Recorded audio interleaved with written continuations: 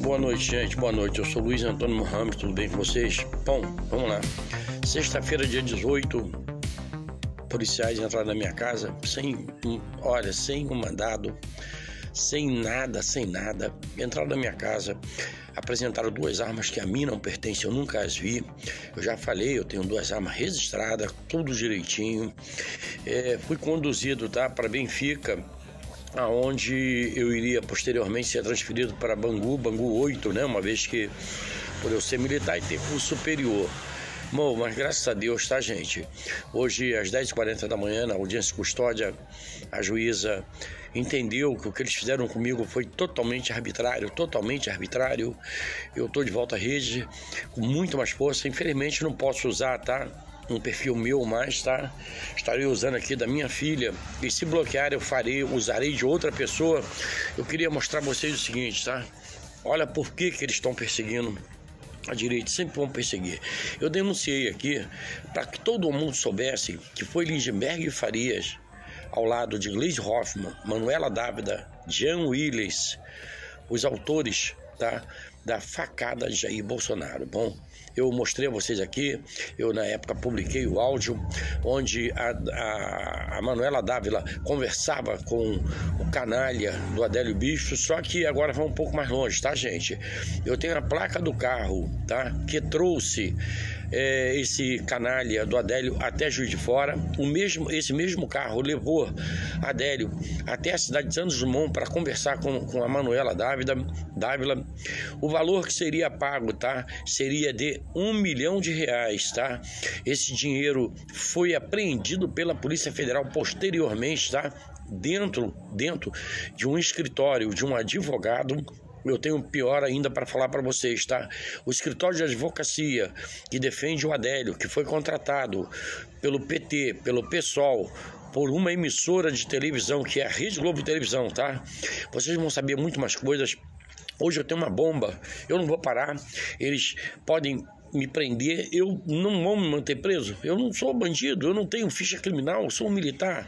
Eu queria que vocês pesquisassem o que é LRBT Empreendimento Limitada. A empresa fica no Rio de Janeiro, é uma construtora com um capital, gente, social que não existe, de R$900 milhões, pertence, ao ministro corrupto Barroso, a sua filha Luna e ao seu filho Bernard. A empresa é uma empresa que ela vive praticamente de obras do governo, onde isso já está totalmente fora dos padrões. O ministro do STF não pode ter uma construtora que preste serviço para o governo federal.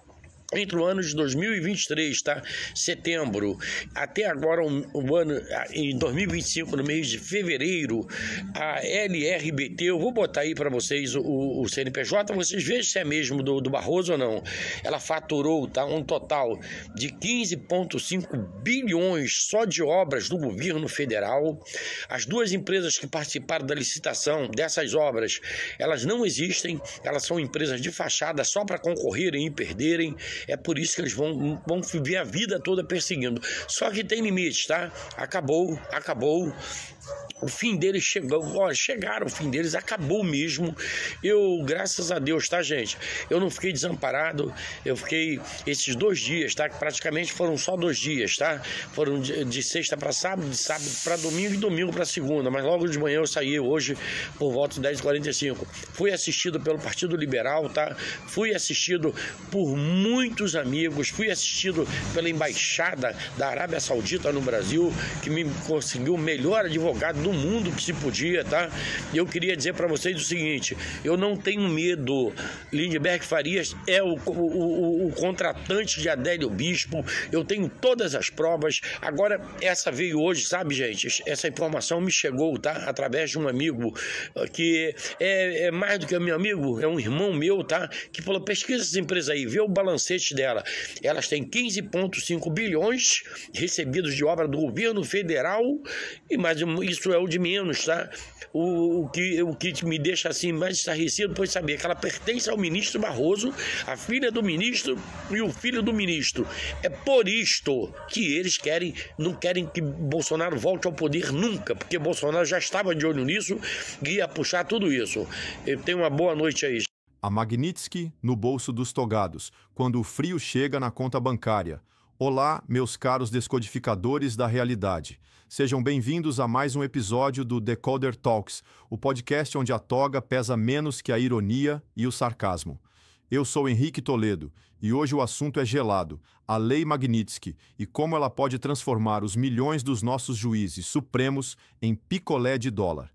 Vamos pegar de exemplo o nosso excelentíssimo Luiz Roberto Barroso, que, para quem não sabe, tem um AP de mais de 22 milhões de reais em Miami. Sim, Miami. O mesmo lugar de onde eles berram soberania nacional. É como se o dólar ouvisse isso e caísse na gargalhada.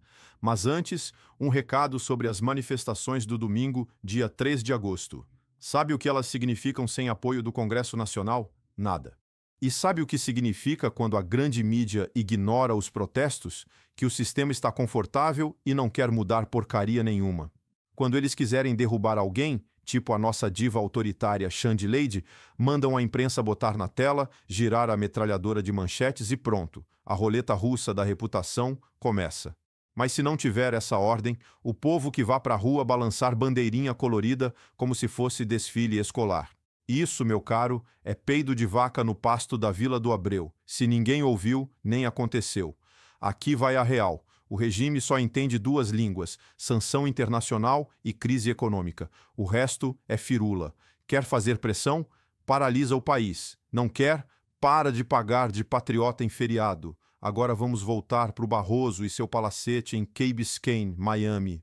Segundo o Metrópolis, a propriedade está registrada em uma offshore chamada Telub Florida LLC, fundada em 2014 pela falecida esposa dele, Teresa Cristina Van Brussel, falecida em 2023, e que agora tem o filho Bernardo Van Brussel Barroso como titular. O nome Telub é uma abreviação fofa dos nomes da família, Teresa, Luna e Bernardo. Ai, que meigo, que familiar. Essa estrutura, criar empresa para esconder patrimônio, é conhecida como holding familiar, muito usada por ricos, muito distante da realidade do brasileiro médio que ainda está tentando pagar o arroz do mês. Eu mesmo, como advogado, só pego o osso. Execução contra insolvente, defesa de pensão alimentícia, empresa na beira do abismo. Nunca chega um inventáriozinho, uma usucapiãozinha marota. Essas causas boas vão tudo para escritório com 2 sobrenomes e ar-condicionado central.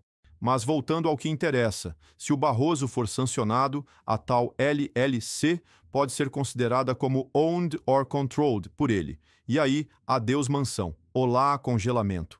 Sanções Magnitsky não brincam em serviço, atingem terceiros, laranjas e laranjais completos. Vide a família do Maduro, que teve bens congelados nos Estados Unidos por benefício indireto, mesmo sem estarem formalmente ligados a ele. Isso em 2019. E se formos estender a lupa para o resto do STF, o buraco é mais embaixo. Eles vivem uma realidade paralela. Enquanto a maioria dos brasileiros acorda para escolher entre o pão e o boleto, Togado escolhe se vai com a Land Rover ou a Mercedes para o trabalho. Um país de miseráveis sendo governado por multimilionários, e a gente ainda bate palma para isso. Gilmar Mendes, por exemplo, rumores apontam que tem imóveis em Portugal no nome dos filhos.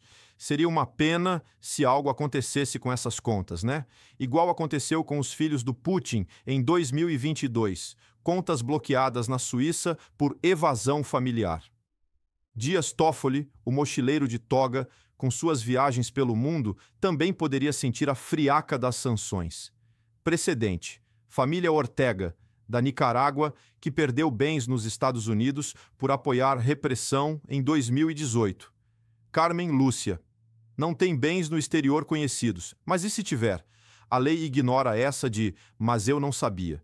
Visto negado e família punida junto. Fachin, Flávio Dino e o novato Zanin podem não ter milhões em offshores ainda, mas a lei Magnitsky não exige tempo de casa, só corrupção, censura ou violação de direitos humanos. Ah, e não vamos esquecer dos exemplos mais duros.